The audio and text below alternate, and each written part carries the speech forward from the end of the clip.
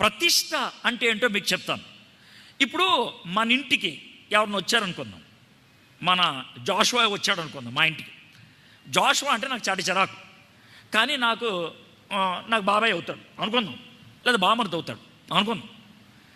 వాడంటే నాకు ఇష్టం లేదు, కానీ వచ్చాడు. వచ్చి అది కాదు, నాకు చిన్న పని ఉంది పట్టణంలో, 2 రోజులు ఉండి వెళ్ళిపోతాను అన్నాడు. 2 రోజులు ఉండి వెళ్ళిపోతాడు కదా, ఉండమన్నా. కానీ 10 రోజుల దాకా వెళ్ళలేదు. నాకేమొస్తుంది? కోపం వస్తుంది. ఇంకేమొస్తుంది? చిరాకు వస్తుంది. ఇంకేమొస్తుంది? ఆడు ఎప్పుడు పోతాడని చూస్తూ ఉంటాం. ఆ టైంలో ఎవడైనా వచ్చి, ఈయన ఎవరు సార్, ఎందుకు సార్ ఇంట్లో ఉన్నాడంటే నేనేం చెప్తా? ఏం చెప్పమంటారు సార్, 2 రోజులు పని ఉందని ఉన్నాడు, ఎక్కడే టెస్ట్ వేసుకొని కూర్చున్నాడు. గుర్తుపెట్టుకోండి ఈ మాట, ఎక్కడే టెస్ట్ వేసుకొని కూర్చున్నాడు. టెస్ట్ అంటే ఏంటి? నాకు ఇష్టం లేకుండా ఇక్కడ సెటిల్ అయిపోయాడని అర్థం. అది టెస్ట్ అనే మాట. టెస్ట్కి ముందు పెడితే ఏమవుద్ది? ప్రతిష్ట అవుతుంది. టెస్ట్కి ప్రతిష్టకి తేడా ఏంటి? టెస్ట్ అంటే నాకు ఇష్టం లేకుండా ఉన్నాడు, ప్రతిష్ట అంటే నేను ఇష్టపడితే ఉన్నాడు. అర్థమైంది కదండి? బైబిల్లో ఉన్నటువంటి మాట ఏంటంటే, క్రీస్తుని ప్రభువుగా మీ హృదయాలలో ప్రతిష్ఠించండి. అంటే ఏంటి? ఇష్టపడితే ప్రభు వస్తాడు, లేదా రాడు. ప్రభువుకో తలనొప్పి ఉంది, ప్రభుతో తలనొప్పి ఉంది. ప్రభువుకి తలనొప్పి కాదు, ప్రభుతో తలనొప్పి ఉంది. ఏంటి ఆ తలనొప్పి అంటే, ప్రభా మరి నా దగ్గర లోన కుర్చీ లేదు కానీ సోఫా ఉంది అంటే కుదరదు, నేను ఆ సోఫా పెట్టలేదు, కుర్చీ పెట్టాను అంటాడు దేవుడు. ఏది? హృదయంలో.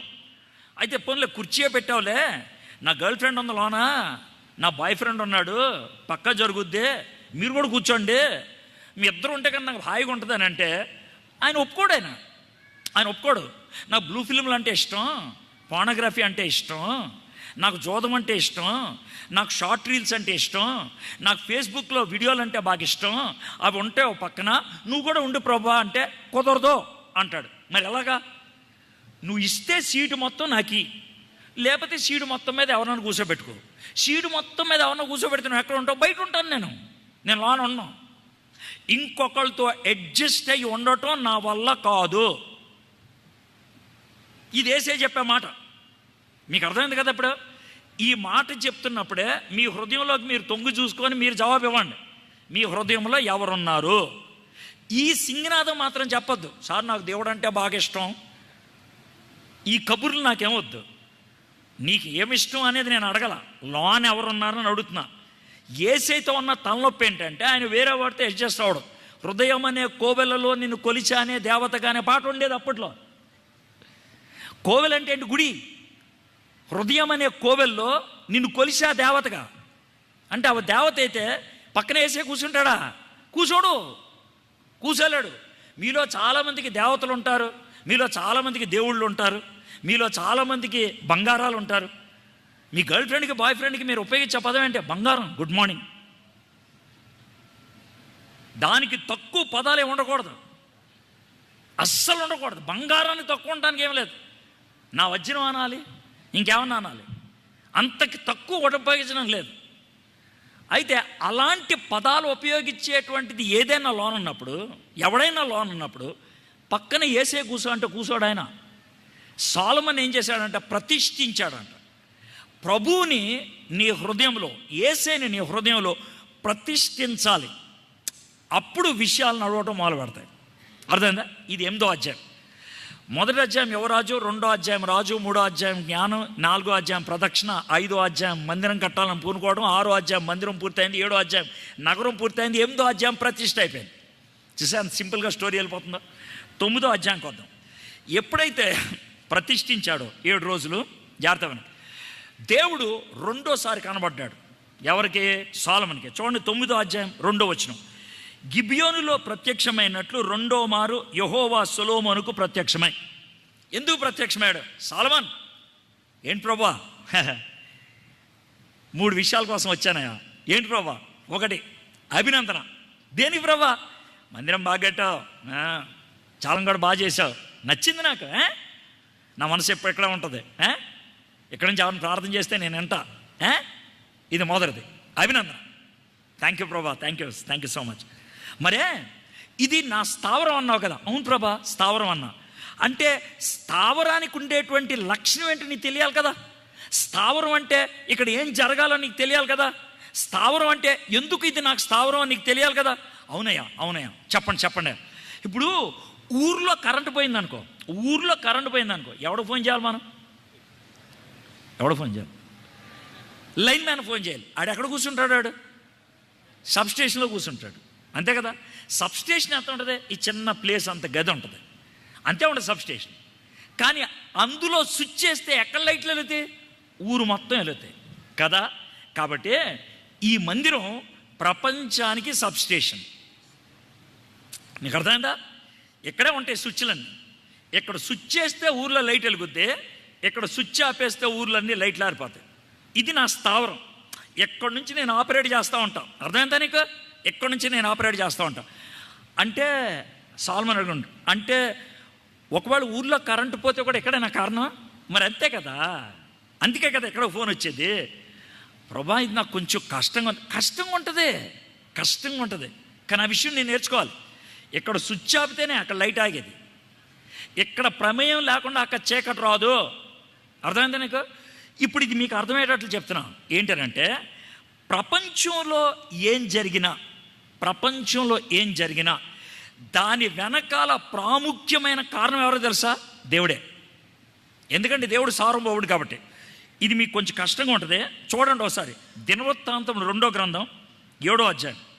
దినవృత్తాంతం 2వ గ్రంథం 7వ అధ్యాయం మీరు చూడాలి మీ కంటితో. ఈ పైన స్క్రీన్ మీద వేస్తారు, దాన్ని చూడొద్దు. అది ఎవరంటే దిక్మాలిన వాళ్ళకి వేస్తున్నారు. అదేంటి సార్ అంటే బైబిల్ తెచ్చుకోకుండా ఉంటారే, అది దిక్మాలిన వాళ్ళ కోసం అది. కాబట్టి మీరు దిక్కున్న వాళ్ళకి దాంట్లో చూడండి. అంటే దాంట్లో మీరు చూస్తే అది మీకు అలవాటు అవుద్దని, అంతకంటే ఇంకెళ్ళదు. అంటే అది వెయ్యొద్దని కాదు, ఏమనండి. అంటే దిక్కుమాలిన వాళ్ళు ఉంటారు కాబట్టి వాళ్ళ కోసం వెయ్యాలి. మీరు దిక్కున్న వాళ్ళు కాబట్టి మీరు అది చూడండి. సో మీ బైబిల్లో మీరు చూడండి. ఓకే, 13 వచనం. ఎందుకు చూడమంటున్నానంటే రేపు పొద్దున్న మీ బైబిల్ చూస్తారు, ఈ స్క్రీన్ ఉండదు కదా. కాబట్టి అది చూసినప్పుడు నేను చెప్పిన మాటలు మీకు గుర్తు వస్తాయి, అందుకన్నమాట. దాన్ని ఫోటో మెమరీ అంటారు. ఫోటో మెమరీ అంటే ఏంటి తెలుసా? నేను చాలా పరీక్షల్లో మంచి మార్కులు సంపాదించాను, చాలా అంటే యూనివర్సిటీ ఫస్ట్లో లాగా సంపాదించాను. ఎందుకంటే నేను ఫోటో మెమరీ ఉంటుంది. అంటే పేజ్ ఉందనుకోండి, ఆ పేజీని ఒక 5 నిమిషాలు చూస్తే ఫోటో మెమరీ ఉంటుంది. అది నా మైండ్లో ఉంటే రాస్తాను నేను, ఆ ఫోటో మెమరీ లాగా. అది కొంతమందికి ఉంటుంది, మీకు జరగాలి, అది మీరు నేర్చుకోవాలి. మీలో ఎవరన్నా ఫాస్ట్గా చదవటం నేర్చుకోవాలంటే ఫోటో మెమరీ నేర్చుకోండి. పారాగ్రాఫ్లో మొదటి మాట ఏంటి, అది మెమరీలో ఉండాలి. చివరి మాట ఏంటి, మెమరీలో ఉండాలి. పారాగ్రాఫ్కి ఎప్పుడు తేడా వచ్చింది మెమరీలో ఉందనుకో, టకటక రాసుకుంటూ వెళ్ళిపోతాడు యాదవది. బైబిల్ కూడా అలా గుర్తుపెట్టుకోవాలి, మెమరీ, ఫోటో మెమరీ. అందుకే 13వ వచనం చూడమని చెప్తున్నాం. Okay right. 13వ వచనం, వాన కురియకుండా నేనంటే ఎవరెక్కడ? దేవుడు. జాగ్రత్త చూడండి. వాన కురియకుండా నేను ఆకాశమును మూసివేసినప్పుడే కానీ, అంటే వర్షం పడకుండా టెంపరేచర్ 47 దగ్గరికి వెళ్ళిందంటే కారణం ఎవరని? ఎవరు చెప్పండి, ఎవరని? గట్టి చెప్పాలి, ఎవరని? దేవుడని కదా. వర్షం కురిస్తే దేవుడే, వర్షం కురిగిపోతే దేవుడే, కరువు వస్తే దేవుడే, లేకపోతే వరద వస్తే కూడా దేవుడే. సృష్టి మొత్తం ఎవరి కంట్రోల్లో ఉంటుంది? ఎప్పుడు దేవుడి కంట్రోల్లోనే ఉంటుంది. సృష్టి ఎప్పుడు కూడా దేవుడి కంట్రోల్ దాటి వెళ్ళదు. కొంతమంది పాస్టర్లు వాళ్ళు పక్క తీసుకెళ్ళి ఎరబాదేయాలనిపిస్తుంది. ఎందుకు సార్ అంటారేమో. వాళ్ళు చేసే ప్రార్థన, ఒకవేళ నేనే దేవుడిని అయితే ఒరి దిక్మాలనాడు ఇదేం ప్రార్థన రా అని తిడతాను నేను. అది చేసే ప్రార్థన అడిగి చెప్తాను, దేవా వాతావరణం నీ అధీనంలో పెట్టుకో. ఏంటి పెట్టుకునే తొక్క? అదేమన్నా అధీనం దాటి వెళ్ళిందా? అది ఎప్పుడు వెళ్దా? సృష్టిలో దేవుడు అధీనం దాటి వెళ్ళగలిగేది ఒకే ఒక్కడు, పనికిమాలిన నువ్వు నేనే. ఇంకేదో సముద్రమా పొంగు అంటే పొంగింది, తుఫాను రా అంటే వచ్చింది, తిమింగళమా పో అంటే పోయింది, తిమింగళమా నోరు తెరువు అంటే తెరిచింది. అయ్యా ఎవడో పడ్డాడు మింగే అంటే మింగేసింది, ఆయన అరగేయొద్దంటే అరగేయలేదు, 2 రోజుల తర్వాత కక్కేమంటే కక్కేసింది. ఏంటది చెప్పండి? యోనా. ఇందుట్లో మాట ఎన్నోడు ఎవడో? యోనా కూడా అక్కడే. సముద్రం అన్నదే, తుఫాన్ అన్నదే, తిమింగళం అన్నదే. సరే అక్కడ అయిపోయిందా? సొర చెట్టు రా అంటే వచ్చేసింది, కాయ రా అంటే వచ్చేసింది, పురుగు పో అంటే పోయింది, కొరుకు అంటే కొరికేసింది, ఎండు అంటే ఎండింది, కాయ కింద పడి అంటే పడింది. ఇదంతా కూడా విన్నది సృష్టి. విన్నోడెవడు? మనోడే. కాబట్టి సృష్టి ఎప్పుడు దేవుని అధీనంలోనే ఉంటుంది. ఈ దిక్కుమాలిన ఎండలో అంత ఎట్టొద్దు. మీలో చాలామంది తిట్టేసేస్తారు. దిక్కుమాలిన ఎండలు కావు, దిక్కున్న ఎండలు అవి. దిక్కుమాలిన వాళ్ళ మనం. ఆ ఎండ దేవుడు చెప్పిన దానికి లోబడి వచ్చింది. అర్థమైందా? అవునా కదా? చెప్పండి. నాకు ఎండ ఎందుకు ఒప్పుకుంటుంది? దేవుడు ఉండమని చెప్పాడు, అందుకే ఉంది. అది బైబిల్లో లేవికాండంలో ఏమంటుంది తెలుసా?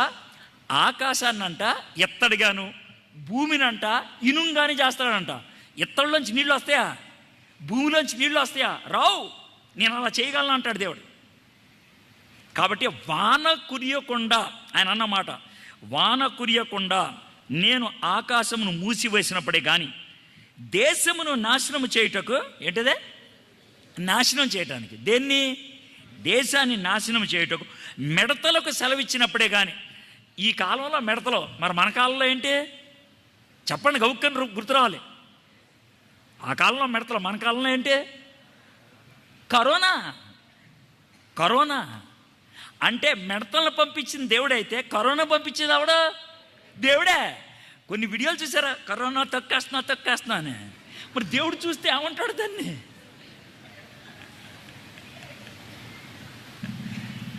ఒరే దిక్కుమాలనాడు, పంపించింది నేనేరా, పంపించింది నేనే. అర్థమైందా? మాకు పరలోకంలో స్క్రీన్ ఉండి కింద బ్రేకింగ్ న్యూస్ ఏముండదు. భారతదేశంలో ఇప్పుడే వచ్చిన కరోనా, అవునా అని దేవుడు ఏమో ఆశ్చర్యపడ్డాడు. సార్వభౌముడు. మిడతలు పంపించేది నేనే, జబ్బులు పంపించేది నేనే. సార్ మరి కొంతమంది పాస్టర్లు చచ్చిపోయారు సార్. చచ్చిపోవచ్చు, దాంతో ఉంది. వాళ్ళు చచ్చిపోయినంత మాత్రాన పనికిమాలిన వాళ్ళని కాదు. అర్థమైందా? ఇప్పుడు ఇక్కడ క్యాన్సర్ ఉందనుకో, దీనికి రేడియేషన్ ఇచ్చారనుకో, క్యాన్సర్ చర్మంకి సంబంధించి పోవడం కాకుండా మంచి కూడా కొన్ని పోతాయి. పోకపోతే బాగోదు. కాబట్టి కొంతమంది సేవకులు కూడా చచ్చిపోయి ఉండొచ్చు. అది కూడా ఇక్కడ రాశారు చూడండి. నా జనుల మీదకి, లాస్ట్ సెంటెన్స్, ఎవరి మీదకే? నా జనుల మీదకి తెగులు రప్పించినప్పుడే కానీ. ఎవరు రప్పించారు? దేవుడు. ఏమి రప్పించాడు? అది నేనే చేసింది. కాబట్టి చావు వచ్చిందనుకో, చావు వస్తే ఈ 2 డైలాగుల్లో ఏదో డైలాగ్ ఉంటుంది దేవుడి దగ్గర. 2 ఏదో ఒకటి బట్టన్ నొక్కుతాడు. డైలాగ్ నెంబర్ 1, నాయనా నీకు ఇచ్చిన పని పూర్తయింది, పైకి వచ్చాయి. ఇది డైలాగ్ నెంబర్ 1. రెండో డైలాగ్, నాయనా నీకు ఎంత టైం ఇచ్చినా వేస్టే, పో నాయనా నరకానికి. ఈ 2 ఏదో ఒకటి. మరి నువ్వు పోయినప్పుడు ఏ డైలాగ్ వస్తుందో నాకు తెలియదు. మరి నాకు ఈ 2 ఏదో ఒకటి. పని అయిపోయింది రా నాయన, వేస్ట్ రా, నీకు ఎంత ఇచ్చినా పో. అది విషయం. చావుకి ఇదే డైలాగులు 2 ఉంటాయి. మరి నీకు ఏ డైలాగ్ వినబడదు తెలుసు. సరే, ఇది 13 వచ్చిన. ఇప్పుడు 14 వచ్చిన. నా పేరు పెట్టబడిన నా జనులు తమ్ము తాము తగ్గించుకొని ప్రార్థన చేసి నన్ను వెదికి తమ చెడు మార్గములు విడిచిన ఎడల ఆకాశం నుండి నేను వారి ప్రార్థన విని వారి పాపమును క్షమించి వారి దేశమును స్వస్థపరచును. అంటే ఈ సబ్స్టేషన్ ఎందుకు పనిచేస్తుంది అని అంటే కనుక, ఒకవేళ చీకటి వస్తే స్విచ్ ఇక్కడ నొక్కాలి, ఒకవేళ జబ్బులు వస్తే ఎక్కడి నుంచి మందు వెళ్ళాలి, ఒకవేళ అక్కడ అనావృష్టి ఉంటే ఎక్కడి నుంచి సహాయం వెళ్ళాలి. మందిరం ప్రపంచానికి కేంద్రం. అది నా స్థావరం. నేను అక్కడి నుంచే ఆపరేట్ అవుతా, నేను అక్కడి నుంచే పనిచేస్తా.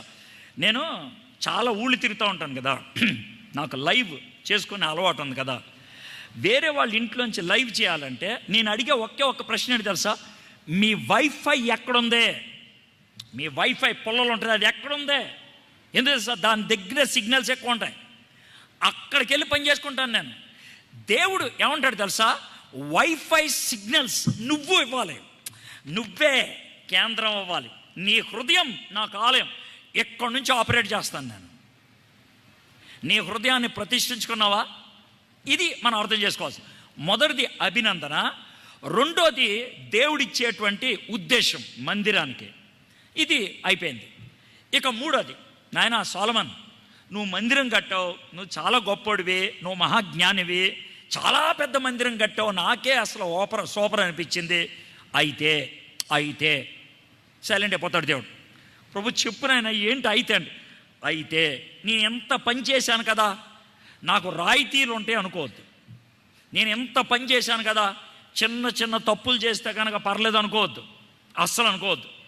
ఏ ప్రభా, ఎందుకనంటే ఆత్మీయంగా ఎంత పైకి వెళ్తే అంత డేంజరు. అదేంటి ప్రభా, మరంతే కదా. స్పీడ్ పెరిగితే నెత్తి మీద ఉండాలి, హెల్మెట్ ఉండాలి. హైట్ పెరిగితే మనకే ఉండాలా, కవచం ఉండాలా. ఆత్మీయంగా పైకి లేచినోడు మరీ జాగ్రత్తగా ఉండాలా. ఇప్పుడు ఒకవేళ భూకంపం వచ్చిందనుకోండి, ఇప్పుడు సార్ గారేమో అక్కడ కూర్చున్నారు, నేనేమో ఇక్కడ కూర్చున్నాను, మీరేమో అక్కడ కూర్చున్నారు. మన ముగ్గురులో దెబ్బ ఎవడికి ఎక్కువ తగిలేది? ఎవడికి? నాకే పైన ఉన్నాను కదా, దెబ్బ తేలేదు నాకే. అతి తక్కువ దెబ్బ తేలేదు ఎవరితో? మీకే, కింద కూర్చున్నారుగా. నేను ఎందుకు మాట చెప్తున్నాను తెలుసా? ఆత్మీయంగా పైకి ఎదిగే కొద్దీ చిన్న తప్పు కూడా పెద్దదైపోద్ది. మోషే దేవుడు వెళ్ళి రాయిని అడగమన్నాడు, అడగకుండా కొట్టాడు. దానికి వచ్చిన పర్యవసానం ఏంటి తెలుసా? చచ్చాడు. మోషే అంతటోడు, 40 ఏళ్ళు ఇశ్రాయేలుని నడిపించిన వాడు, దేవునితో ముఖాముఖి మాట్లాడిన వాడు. మీతో చెప్తున్న మాట ఏంటి తెలుసా? మీరు ఆత్మీయంగా ఎదుగుతున్నారు అని అనుకుంటే జాగ్రత్త. ఎంత ఎదిగితే అంత జాగ్రత్త పెరగాలి. ఒక విధంగా ఆత్మీయంగా ఎదగటం అంటేనే కవచం పెంచుకోవడం. అంతకంటే ఏముంది? కవచం పెరుక్కుంటూ వెళ్ళాలి. మన చుట్టూ ఉండేటువంటి ప్రొటెక్షన్ పెరుక్కుంటూ వెళ్ళాలి. ఓ విధంగా చెప్పాలంటే నాసిరకమైన కంప్యూటర్కి ఏమీ ప్రొటెక్షన్ అవసరంలా. నేను ప్రాముఖ్యమైన సమాచారం ఇచ్చేవాడిని అయితే దానికి ప్రొటెక్షన్ ఉండాలి. ఎవడైనా సమాచారం ఎత్తుకెళ్ళిపోతాడేమో.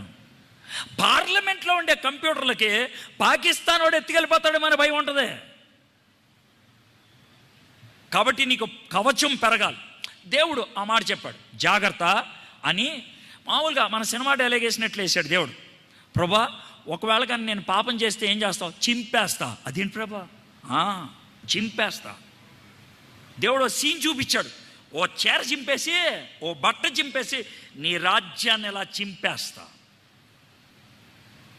ఇది 9వ అధ్యాయం. ఇప్పుడు 10వ అధ్యాయానికి వద్దాం. 10వ అధ్యాయం సొలొమోన్ జీవితంలో శిఖరం అనమాట. శిఖరం, టాప్ మోస్ట్. దానికంటే పైకి వెళ్ళేది ఇంకేం లేదు. శిఖరం. ఆవిడకి వచ్చాడు సొలొమోన్. అప్పుడు ఏమైంది తెలుసా? రాజుగారు, ఎవరో రాణిగారు వచ్చారు సార్. ఎవరే ఆ రాణిగారు? సార్, షేబా దేశం నుంచి. షేబా దేశం నుంచి వచ్చిందా రాణి? షేబా దేశం ఎక్కడో తెలుసా? ఎక్కడి నుంచి 2 నెలల ప్రయాణం చేస్తే రాదురా? అక్కడి నుంచి వచ్చిందా? ఎందుకు వచ్చిందిరా? సరే, మిమ్మల్ని పలకిచ్చి వెళ్తుందంట. రమ్మని. అమ్మా, ఏంటి షేబా దేశం నుంచి వచ్చావంట? అవును సార్, మిమ్మల్ని చూద్దామని వచ్చా. అదే నాకు తెలియకొడితే, ఏం చూస్తావు నన్ను? ఎందుకు వచ్చావు? ఏం లేదు సార్, మా ఊర్లో. మీ ఊర్లో నాకేమో అలా కాదు సార్, వినండి సార్. మా ఊర్లో, మీ ఊరు సంగతి నాకు కాదు సార్, వినండి సార్. మా ఊర్లో మీ గురించి మాట్లాడుకుంటున్నారు సార్. మీ ఊర్లో నా గురించి మాట్లాడుతున్నారా? అవును సార్. 2 నెలలు నడిస్తే కానీ రాని ఊర్లో నా గురించి మాట్లాడుకుంటున్నారా? మీ జ్ఞానం అద్భుతం అంట, చూద్దామని వచ్చాను సార్. దీంతో మీకు అర్థం అంటే, న్యూస్ పేపర్ లేని దినాల్లో, సోషల్ మీడియా లేని దినాల్లో 2 నెలల ప్రయాణం చేస్తే కానీ రాని ఊరికి సొలొమోను యొక్క ప్రతిభ వెళ్ళింది. ఇది శిఖరం.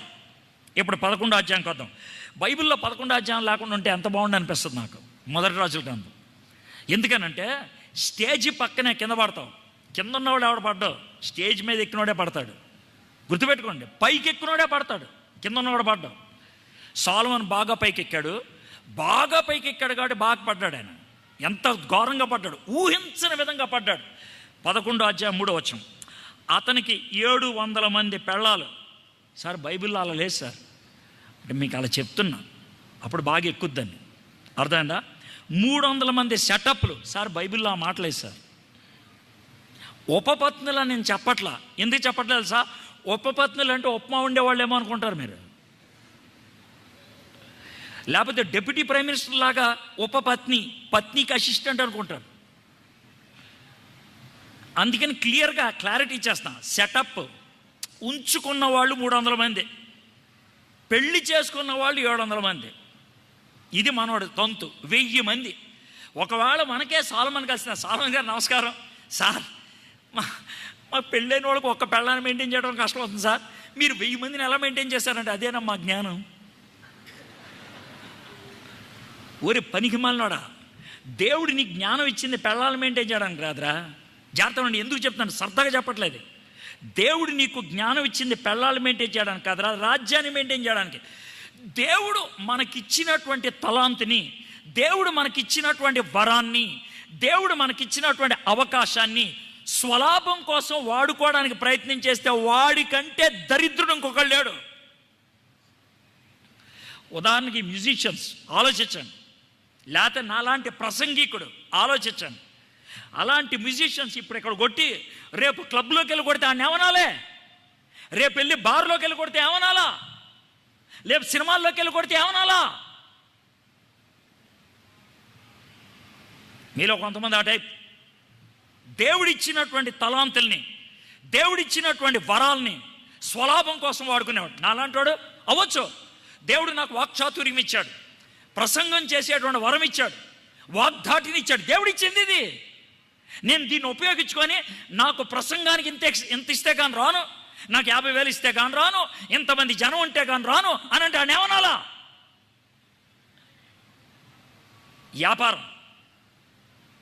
వ్యాపారం.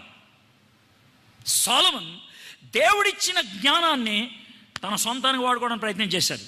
దేవుడు అయినప్పటికీ చెప్పాడు, అతని భార్యలు అతని హృదయమును త్రిప్పివేసిరి. ఇప్పుడు 5వ వచనం చూడండి. సొలొమోను అష్టరోతు అను సిదోనీయుల దేవతను, మిల్కోము అను అమ్మోనీయుల హేయమైన దేవతను, నెక్స్ట్ వర్డ్ అంటే అనుసరించి నడిచాను. మీ అయ్యగారు ఉన్నారుగా, జెర్మియా గారు, ఆంధ్ర రాష్ట్రంలో తెలుగు రాష్ట్రాల్లో ఉన్న తెలుగు ప్రసంగికుల్లో టాప్ 10లో ఈయన ఉంటారు, డౌట్ లేకుండా. ఈయన ఎవరన్నా కనబడితే ఉపయోగించే పదం ఏంటి? Praise the lord. అంతే కదా సార్ మీరు ఉపయోగించేది. ఒకవేళ మీరు కనబడంగానే ప్రైజ్ ద లార్డ్ అనగానే జై శ్రీరామ్ అన్నాడు అనుకోండి, ఈయన ఎలా ఉంటుందో ఆలోచించండి. ఒక్కసారి ఈ నోటేమంటే అది ఆలోచించండి. 2 సార్లు దేవుని దర్శనం కలిగిన వాడు, దేవుని కోసం అద్భుతమైనటువంటి మందిరాన్ని కట్టినటువంటి వాడు, దావీదు ఏర్పరచుకున్నటువంటి కుమారుడు, దేవుని చేత జ్ఞానం పొందినటువంటి వాడు, అభిషేకం చేయబడినటువంటి వాడు, మందిరం అద్భుతంగా కట్టినవాడు, 700 పిల్లల్ని తెచ్చుకొని 300 సెటప్లను పెట్టుకొని వేరు వేరు దేవతల్ని కొలిచాడు ఆయన. ఫ్రెండ్స్, ఇది మీకు అర్థం కాకపోతే నేను ఇంకేం చేయలేను. నేను ఎలాంటోడు ఎలాగైపోయాడు ఒకసారి ఆలోచించండి. ఏ స్థాయిలోంచి ఏ స్థాయికి పడ్డాడో ఆలోచించండి. ఎవరికి భద్రత లేదు. మన ఆత్మలకు భద్రత కలగాలంటే ఎప్పుడు కూడా జాగ్రత్తగా ఉండాలి. అందుకనే భయముతోనూ వణుకుతోనూ ఈ రక్షణ కొనసాగించుకున్నానన్నాడు పౌలు.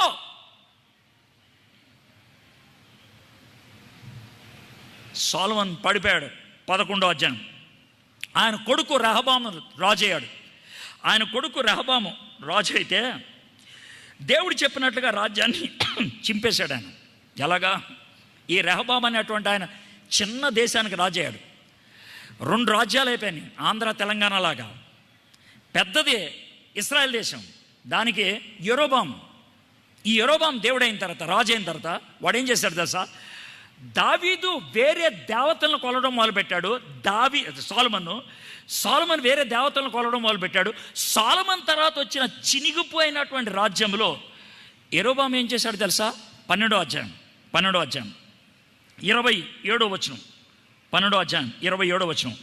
యెరోబాము తన హృదయమందు తలంచి ఆలోచన చేసి 2 బంగారపు దూడలు చేయించి జనులను పిలిచి, యెరూషలేమునకు పోవుటకు మీకు బహు కష్టము. ఇశ్రాయేలు వారలారా, ఐగుప్తు దేశంలో మిమ్మల్ని రప్పించిన మీ దేవుడు ఇవి అని చెప్పి, ఒకటి బేతేలు నందును ఒకటి దాను నందును ఉంచాడు.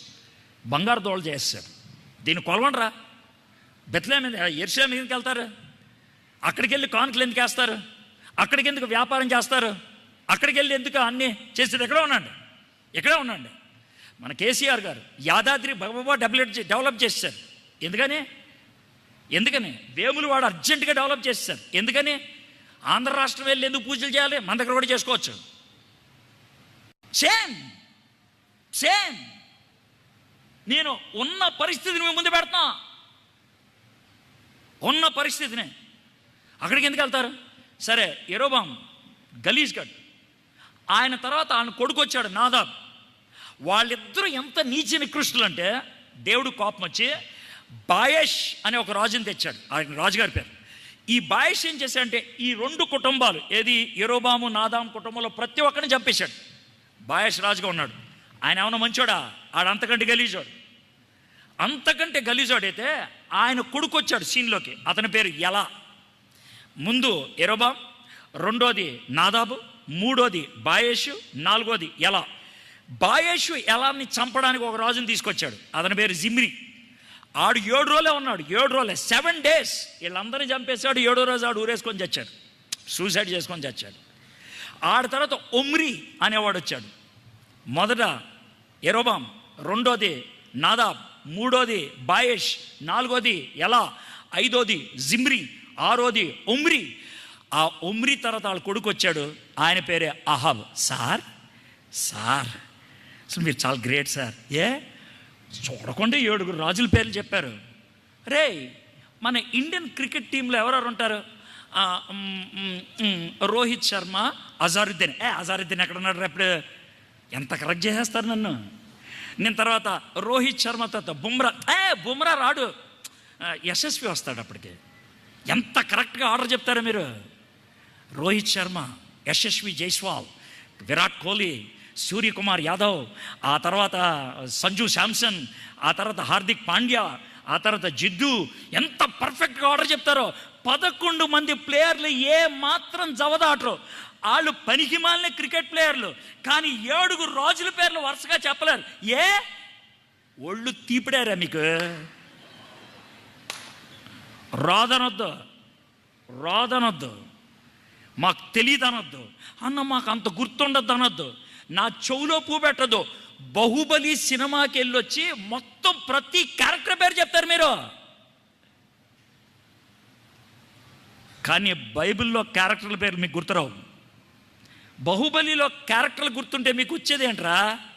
కానీ బైబిల్లో క్యారెక్టర్ పేర్లు గుర్తుంటే మీకు వచ్చేది ఏంటో మీకు చెప్తున్నా. అయితే పాఠం నేర్చుకొని బాగుపడతావు, లేకపోతే పాఠం నేర్చుకొని అలాంటి తప్పు చేయకుండా ఉంటావు. 7 సార్లు దేవుడు కోపం వచ్చింది. ఇంకా దేవుడు తట్టుకోలేపాడు కోపాన్ని. 7వసారి చూద్దాం ఏం జరిగిందో. కోపం మీద 16వ అధ్యాయం, ఫాస్ట్గా వెళ్తాను, 30వ వచనం.